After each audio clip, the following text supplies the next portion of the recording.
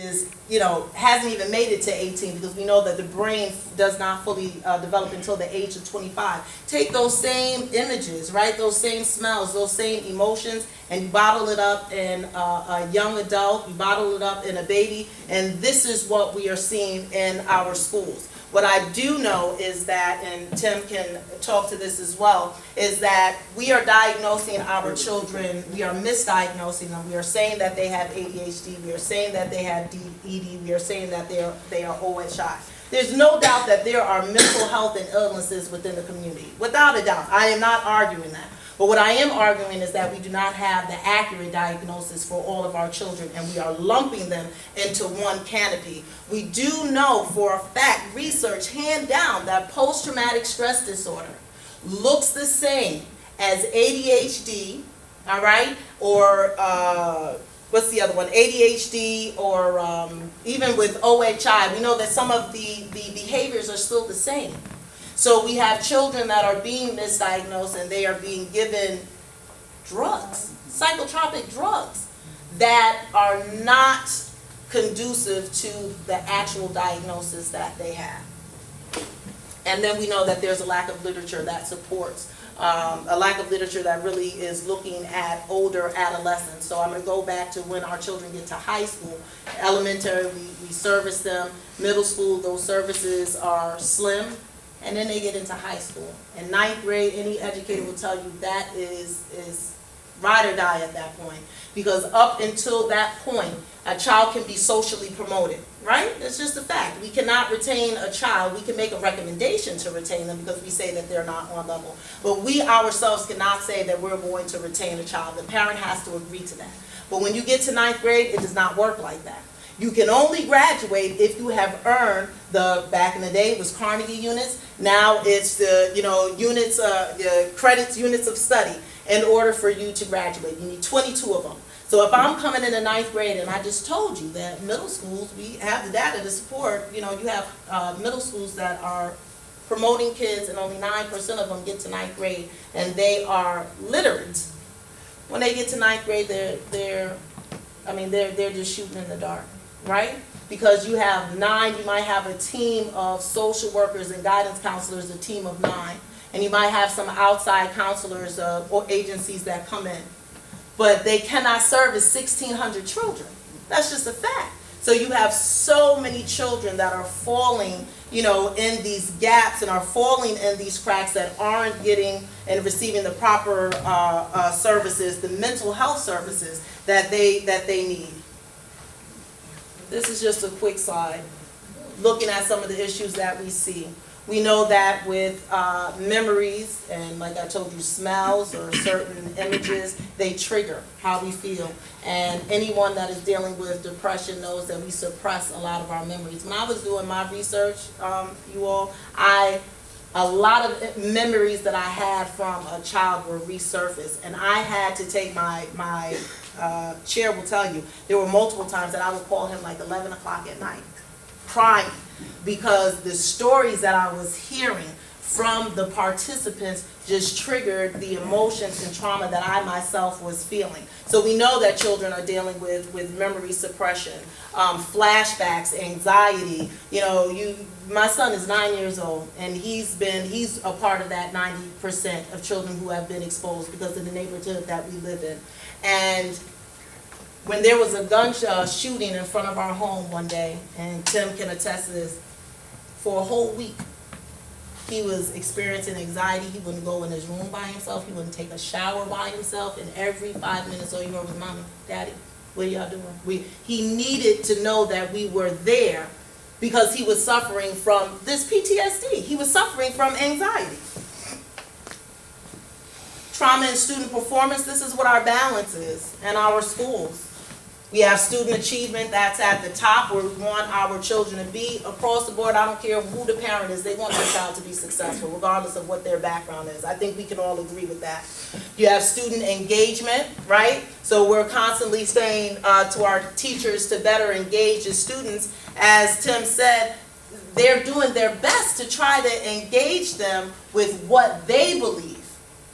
Right? What the units of study that they believe would be most engaging for our students. But if you're dealing with PTSD, if you're dealing with aggression, anxiety, depression, your lack of grief and loss across the board, we know that we are not properly servicing our children. And in fact, there are studies that suggest that the average counselor, clinician, self-rates themselves as ineffective when it comes to grief and loss counseling because they've never experienced it. And that's what the children will say as I come through. Yep, they have these programs, right? And they tell me that I can come and talk to someone. But when I sit across from the table, they don't look like me. They don't live in my community. And they've never experienced the death or shooting of a friend, right? So what are they really going to sit and tell me?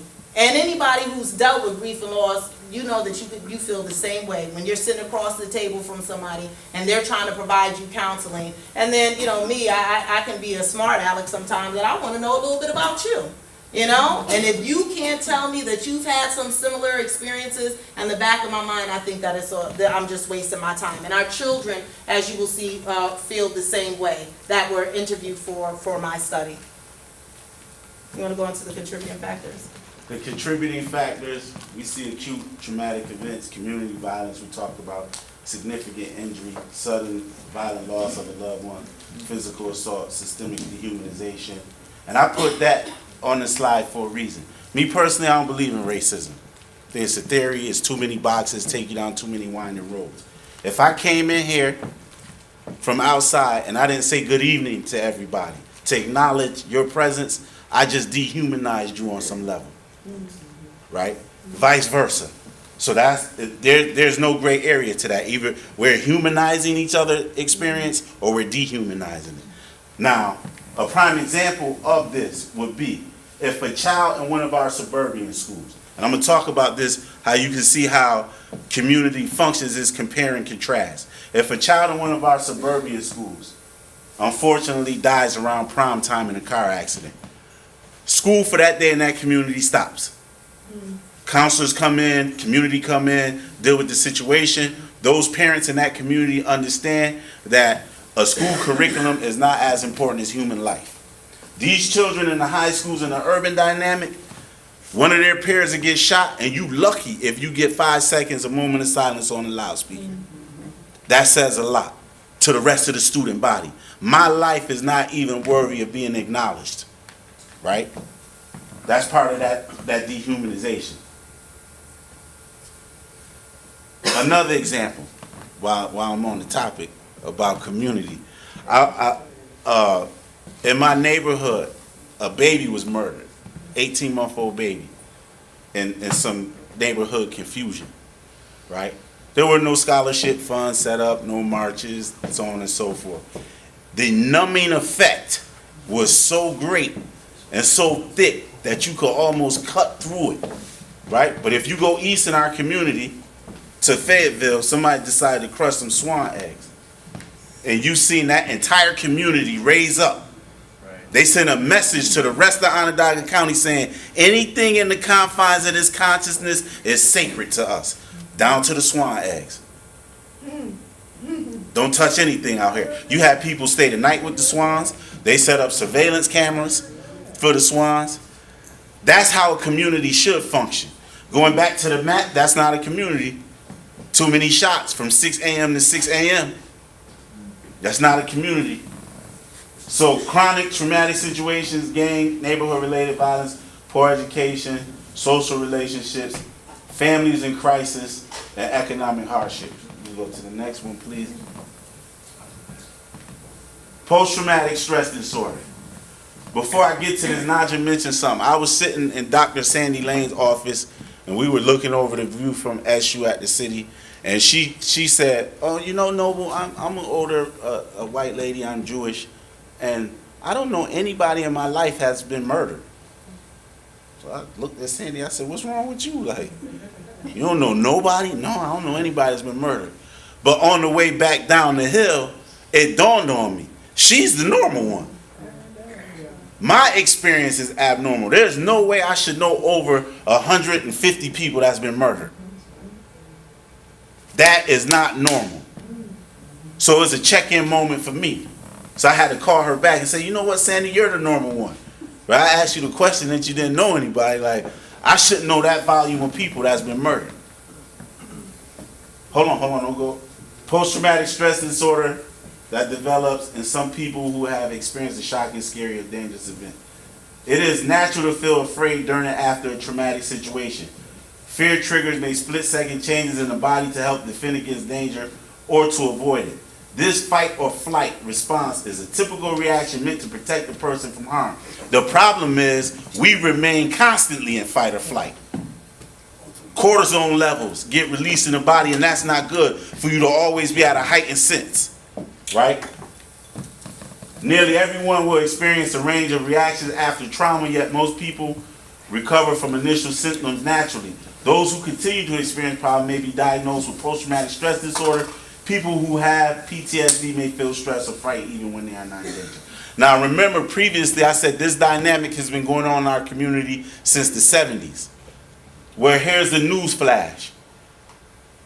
Post means that it stopped. Right? People in the neighborhood don't suffer from post-traumatic stress disorder. It's ongoing and co-occurring. It never stopped. There's never been a timeout, a truce said, no, we're going to deal with this. It's been ongoing since the 70s. So it's ongoing and co-occurring. You could drive around the community and you'll see those makeshift memorials with teddy bears and the liquor bottles. Children walk past this every day. I think we misgauge their intelligence at some time because they know what's going on.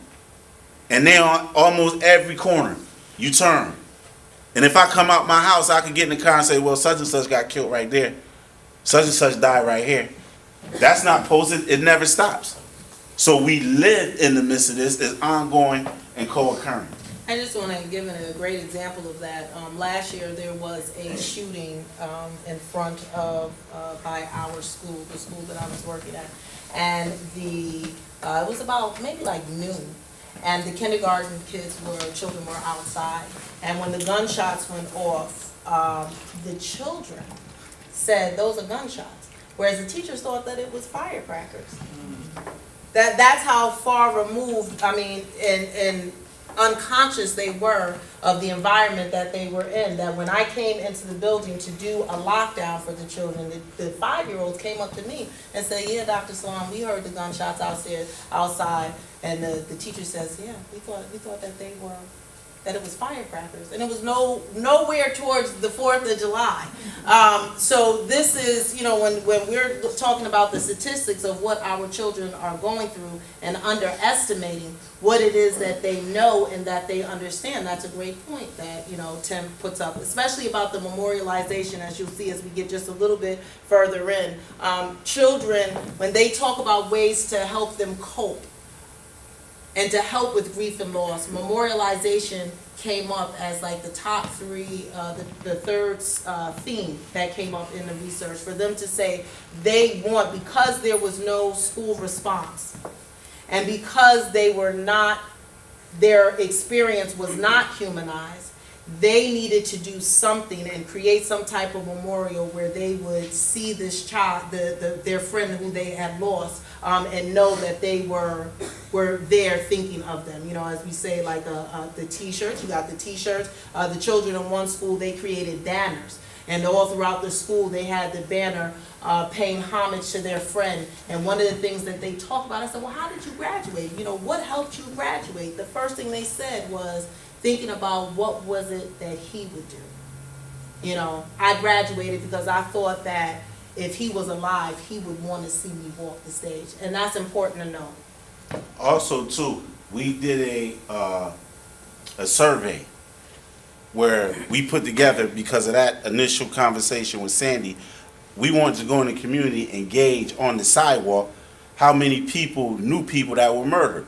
So we went to Biddy basketball games, Juneteenth, and we got about 115 surveys back from people, right? And when they did the numbers on it, the percentage from those 115 people, the diagnosis based on the civilian PTSD checklist came back higher than our veterans who returned from war, right? So this dynamic is real, and that was just a small sample number dealing with that. That's We Dr. don't have- Vanderkolk is Yeah, not but we working? don't have the internet. Okay. So, you can so we're answer gonna that. skip that slide. We actually had a slide, 5-minute show. If anybody get a chance, look up Dr. Vanderkolk. He deals with childhood trauma. And that's what that slide was, unfortunately, is not gonna play. Emotional, physical, sexual abuse, chronic neglect, living with addicted parents, living with a parent diagnosed or undiagnosed with mental health issues, living in chronically chaotic environments, having been incarcerated, or having a close relative that's incarcerated. Now, with all of those gunshots on that map, it's only about 0.5% of the population that's actually doing the shooting and driving this dynamic. But we're all affected. Because if you don't say anything, silence is consent, meaning you agree with it. So if you idly sit by and you don't push back to show any level of resistance, you agree with the shooting. You have to say something, right? The And ripple so effect. the ripple effect is what it is that we've been talking about, that, that one individual who was shot, you have 6 people that he or she was attached to. You take that 6 and you add another 6, right? You've got 12 people now who are affected. I look at it at the larger scale within the schools. So when there is a homicide that takes place in the community, people unfortunately have this idea that if someone is shot on the north side and I attend school or I teach school on the south side, my children are not impacted. And that's just simply not true. We bus in a lot of children from different sides of town. So when there is a homicide, it does not matter what side of town it is on.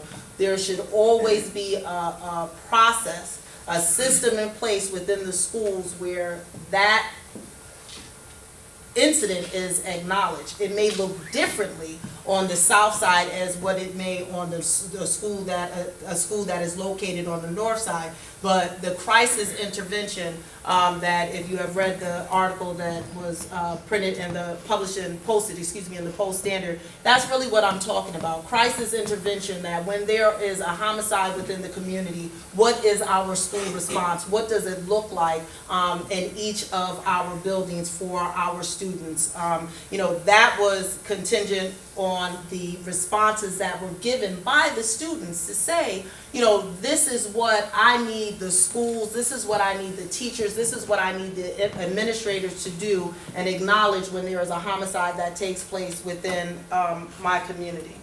Before Naja goes to solutions, I just want to say this based off of her research. And we have to think about this. In other communities, the school and the community is one reality. There's no us and them, right? The school reflects the community. How can the school have a proper response to this? What's the community response? You understand? They can't have a proper response if the community is not responding in the proper manner. Because when we start to talk about violence, it's this abstract thing that's up here, especially if you don't experience it. You have people who live in these neighborhoods who are not psychologically involved in this process, right? So the community has to have the proper response, and then the school will have the proper response. We have to make that one reality again. And unfortunately, like I said in the beginning, there's a great gulf, right, between us. And so that response has to go back and forth, because the teachers, school administrators, they cannot do this type of work without the parent dynamic and the community dynamic being in place. It has to be an ebb and flow in place, and right now it's not. Because I'm from the generation that we call the BC generation. That's before crack. After that, it created this dynamic. Nobody was prepared for this. Nobody. And it's not a black or white issue, because I can stand here. I went to Henniger. How many Henniger people we have in here? All right, black and gold forever. I went to Henniger. I had great teachers. That's right, Bulldog, baby. Coach Campese, Ms. Grossnick, these teachers that cared. And they didn't look like me, but it was a different dynamic.